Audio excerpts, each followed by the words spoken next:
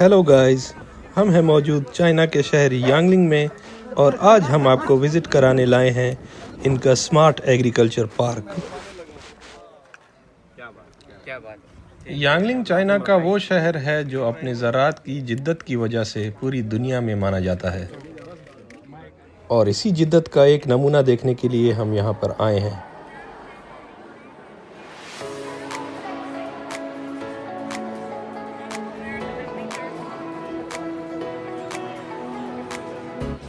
ये इनका monitoring room है जहाँ पर इनकी लगाई हुई हर एक क्रॉप को मॉनिटर किया जाता है और जदीद तरीन आर्टिफिशियल इंटेलिजेंस का इस्तेमाल करते हुए एक एक पैरामीटर को नापा जाता है और मॉनिटर किया जाता है, जिसे स्मार्ट क्रॉप कंट्रोल सेंटर का नाम दिया गया है।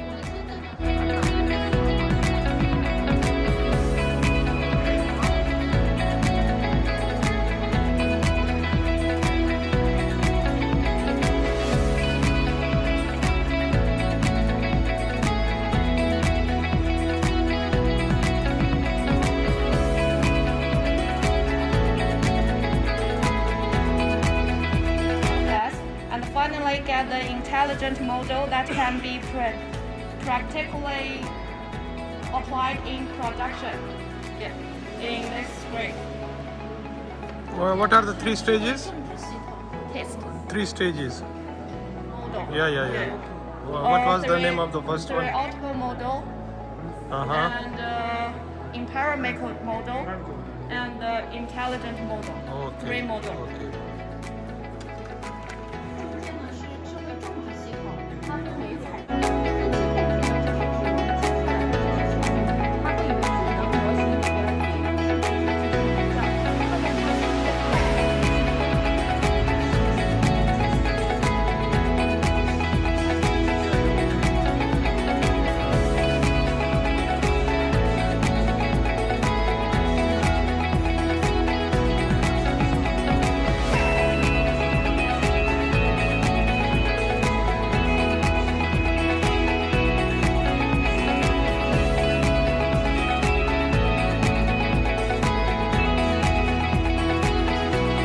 型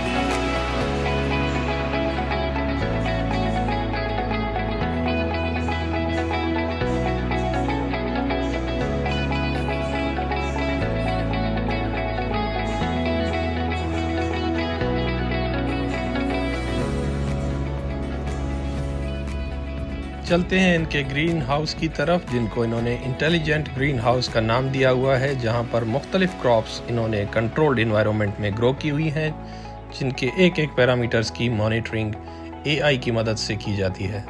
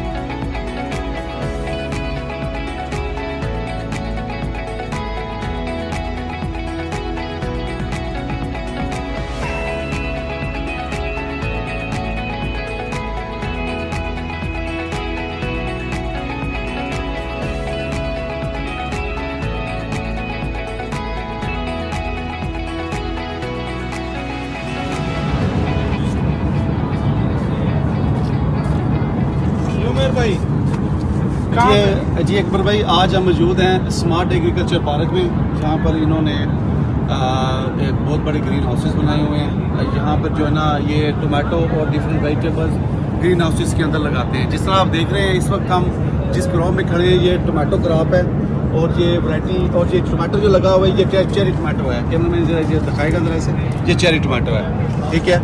ये सिस्टम को ये जो पूरा सिस्टम है इसको कहते हैं hydroponic system, soilless cultivation, soilless भी कल्टीवेशन कहते हैं, क्योंकि इसमें सॉइल इस्तेमाल नहीं होती, इसमें पानी इस्तेमाल होता है। लेकिन प्लांट्स को उसको न्यूट्रिशन या वाटर बॉडी को रिटेन करने के लिए एक मीडिया इस्तेमाल किया जाता है। ये जो मीडिया है ये देखिए, ये आप दिखाएंगे थोड़ा सा। ये देखें, ये वर्टिकल, ये कोको सबस्ट्रेट, ये कोकोपीट है। ये स्पेशल टाइप ऑफ जो है ना ये मीडिया होता है। इसका मकसद ये होता है कि इसकी वाटर होल्डिंग कैपेसिटी को बढ़ाना। मिसाल के तौर पर अगर कोई न्यूट्रिएंट अप्लाई कर रहे हैं, नाइट्रोजन दे रहे हैं, फास्फोरस दे रहे हैं, पोटाश दे रहे हैं, तो वो ज़ाया ना हो, लीच डाउन ना हो, उसकी एफिशिएंसी ज़्यादा से ज़्यादा हो, ठीक है। और प्लांट प्रोटेक्शन के बारे से बात करें, क्योंकि टमाटो एक ऐसी फसल है जिसके ऊपर पेस्ट और फंजिस डिजीज़ का बहुत ज़्यादा अटैक होता है। तो मैंने उनसे पूछा, वो कह रहे हैं कि हम सिर्फ और सिर्फ बायोलॉजिकल कंट्रोल करते हैं। वो क्या है कि हम ये आप देख रहे होंगे, ये येलो ट्रैप और बिलूटा ट्रैप ये हैंग करते हैं इसके ऊपर। अच्छा, मैं आपको एक थोड़ी सी बता देता हूँ कि 80% ऐसे इंसेक्ट हमारी एनवायरनमेंट में मौजूद हैं जो सिर्फ और सिर्फ येलो कलर की तरफ अट्रैक्ट होते हैं। अच्छा। हाँ, ये देखिए, आप इसको हाथ लगाएंगे ये स्टिकी होगा, स्टिकी है बिल्कुल। और भी इंसेक्ट आएगा वो इसके साथ येलो कलर की तरफ अट्रैक्ट होगा और उसका स्टिक हो जाएगा।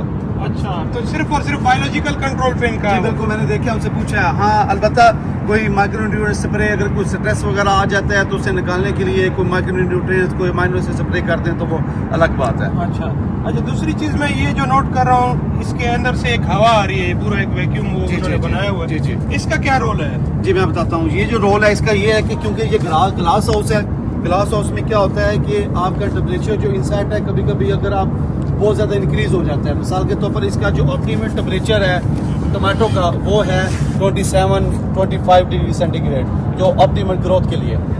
अगर टेम्परेचर बहुत ज़्यादा राइज हो जाए तो ये इसमें से ना ठंडी हवा छोड़ते हैं। ये आपने देखा होगा, ये सुराख लगे हुए हैं। ये ठंडी हवा जो है ना फिर इसके इनसाइड जो टेम्परेचर है ना उसको कंट्रोल करती है, लोअर करती है, ताकि 35 से वो 25 तक आ जाए टेम्परेचर, ताकि इसकी ग्रोथ पे कोई स्ट्रेस ना आए, क्योंकि ये बहुत बड़ी इन्वेस्टमेंट है। अगर इसमें गलती जरा सी भी गलती हो जाए तो इसकी प्रोडक्शन में बहुत ज़्यादा फर्क पड़ सकता है। अच्छा, इसकी वैरायटी के बारे में थोड़ा सा बताएंगे, क्योंकि एक वर्टिकल वो है और जी दो तरह के टमाटो होते हैं, एक होता है डिटर्मिनेट, एक होता है इनडिटर्मिनेट। डिटर्मिनेट टमाटो वो होता है जो बुशी होता है, जो ज़्यादा ऊपर नहीं जाता, जो सिर्फ एक ही दफ़ा प्रोडक्शन देता है। ये इनडिटर्मिनेट वैरायटी है। ये अगर आप इसको पूरा साल अगर आप इसको ऑप्टिमल टेम्परेचर दें, जो भी इसकी स्टेजेस हैं, क्रिटिकल स्टेजेस हैं, इसकी न्यूट्रिशन पूरी करते रहें, ये पूरा साल आपको फसल देता रहेगा। अच्छा अकबर भाई, एक और बड़ी इंटरेस्टिंग चीज़ मैं आपको बताता हूँ। ये ज़रा करीब आइएगा। ये आप देख रहे होंगे, ये जो है ना, ये आप जो एंगल देख रहे हैं, एंगल के ऊपर एक प्लांट निकला हुआ है। इसको कहते हैं ऑफ शूट। इसकी हमें जरूरत नहीं होती, ये समझो कि ये बेकार है। हम इसको क्या करेंगे, ये देखिए, आप देख रहे होंगे कि काफी सारे ये ना टूटे हुए हैं।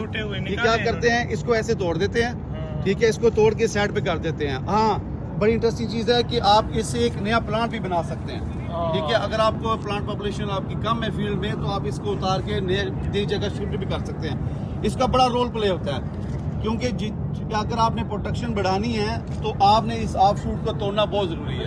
अगर ऑफ शूट नहीं तोड़ेंगे तो ये बहुत ज़्यादा डेंस हो जाएगा, बीमारियां और कीड़ों का बहुत ज़्यादा हमला होगा, जिसकी आपकी जो इनकम है, जो प्रोडक्शन है, यील्ड है, वो भी बहुत कम आएगी। जबरदस्त। अच्छा, इसकी यील्ड के बारे में कोई आपको इन्फॉर्मेशन मौसूल हुई है? नहीं, अभी उन्होंने मुझे क्लियर नहीं बताया, कि क्योंकि वो कह रहे हैं कि इस बारे में हमें आइडिया नहीं है। एक तो ये एरिया वो बताएंगे, मैं इनसे पूछता हूँ कि ये टोटल एरिया कितना है, इसमें नंबर ऑफ प्लांट्स कितने हैं, फिर वहाँ से हम कैलकुलेट कर सकते हैं कि कितनी यील्ड इसकी प्रोडक्शन आती है। तो भाई ये जो आप देख रहे हैं ना, ये ट्रिपल इंजेक्टर लगे हुए हैं, ये न्यूट्रिएंट सप्लाई करने के लिए, ठीक है। इसमें से पानी भी आता है और फर्टिगेशन होती है। इसमें पानी और फर्टिलाइजर को मिला के इसको जरिए देते हैं, उसके रूट जोन के करीब देते हैं। ये एक जगह मीडिया है और इसके नीचे जो है ना, यहाँ से जो है ना फिर लीच डाउन नहीं होती है आपकी न्यूट्रिएंट। ये आप देख रहे होंगे, इसकी सिमेट्री आप देख रहे होंगे, इन्होंने सिर्फ 3 ब्रांचेस रखी हुई हैं। जब प्लांट बड़ा होता है तो उसकी एक होती है, फिर वहाँ से इन्होंने बाकी काट के 3 ब्रांचेस रखी हुई हैं। ये मेन ब्रांच है, यहाँ से 3 ब्रांचेस हैं। और आप ये देखें, इसकी लेंथ देखें, आप इससे अंदाज़ा लगा सकते हैं कि इसकी कितनी प्रोडक्शन दी है। ये आप देखिए मेरे साथ हैं, मैंने ये इसकी जो है ना ये इसकी शाख को पकड़ा हुआ है, ये जा रही है, ठीक है, ये देखें ये है, और इसके अलावा ये जा रही है, ये जा रही है, ये है, ये जा रही है, ये भी है। आप अंदाजा लगाएं कि इसकी कितनी प्रोडक्शन इन्होंने अब तक ली जबरदस्त, हाँ, ये तो काफी लंबी फैली हुई जा रही है, पता नहीं ये कहाँ तक जा रही है। ये देखिए ये जा रही है,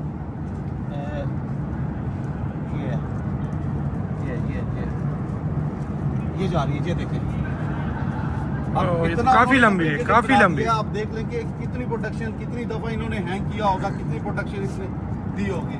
अच्छा, एक सवाल यहाँ पे ये होता है, ये इतनी बड़ी इसका वो है लेंथ है, तो ये जो इनकी रूट्स हैं हाँ, वो इतनी लंबी नहीं होती क्या? नहीं, इसकी रूट्स नहीं होती। उसकी वजह ये है कि इसकी अगर आप एक प्लांट की न्यूट्रिएंट्स रिक्वायरमेंट पूरी कर देना, ठीक है, वो आपको जितनी आप डिजायर चाहते हैं, जितनी आप एक्सपेक्टेड यील्ड चाहते हैं, वो आपको देगा। एक मिथ है कि जो है ना भर के पानी लगाएं, फर्टिलाइजर दबा के दें, नहीं, ऐसा नहीं है। ये ड्रिपर का काम ही यही है। इस ड्रिपर का काम ही यही है कि ये रूट जोन के करीब, इसकी रूट्स के करीब जो है ना खुराक देता रहता है। सही सही, ठीक है, जिसकी वजह से इसको जो है ना न्यूट्रिएंट्स जरूरी मिलते रहते हैं और ये अपनी प्रोडक्शन जो है देता रहता है साथ साथ।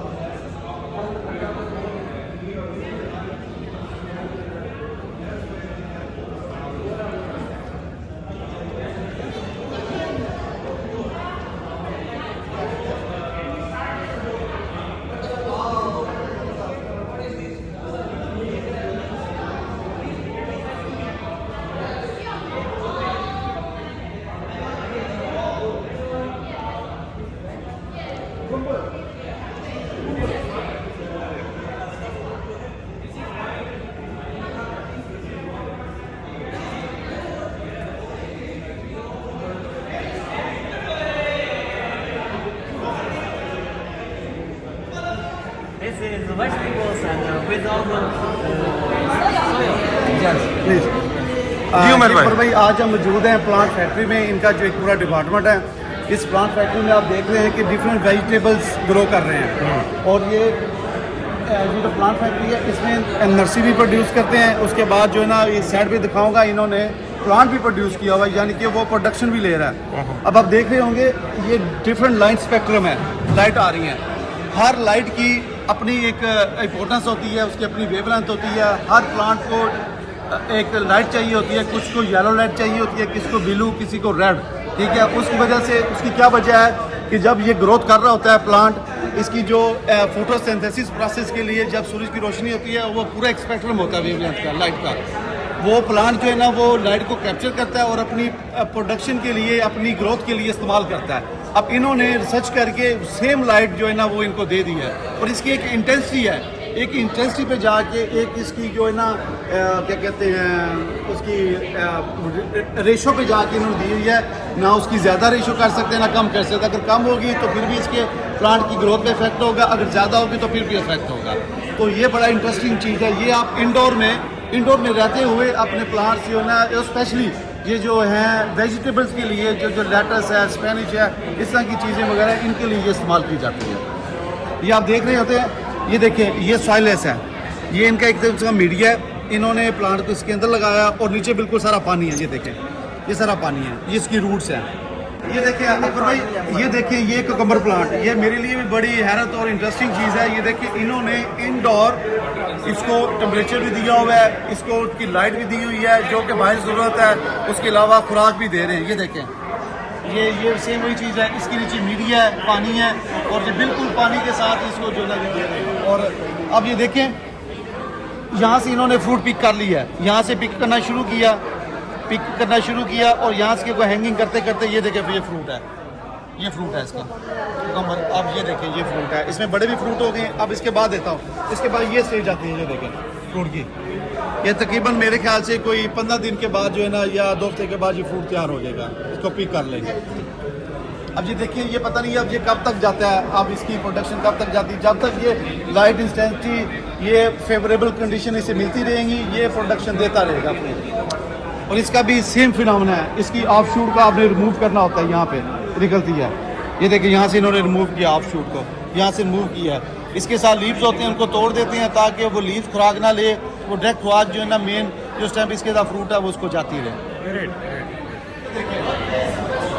जिस तरह मैंने पिछले बताया कि हर क्रॉप का एक डिफरेंट लाइट स्पेक्ट्रम है। देखिए वो ग्रीन है, उस वहाँ पर जो लेटर्स लगा हुआ है उसको ग्रीन लाइट की ज़्यादा ज़रूरत होती है। अब ये जो चीज़ है, ये जो वेजिटेबल जो भी है, इसको रेड लाइट की ज़रूरत होती है, ठीक है। अब इसमें ये देखें, अब इसको जो है ये ब्लू लाइट की ज़रूरत होती है। इसका मतलब कि हर क्रॉप का एक अलग स्पेक्ट्रम है, उसको लाइट की ज़रूरत है, जिस पे उसको मिलती रहेगी तो इसकी जो है ना ग्रोथ होती रहेगी। सेम लाइक ये देखें, ये भी लाइट है, इसका अपना ये पता नहीं, अब इनसे पूछना पड़ेगा क्योंकि डिफरेंट वैराइटीज़ लगी हुई हैं।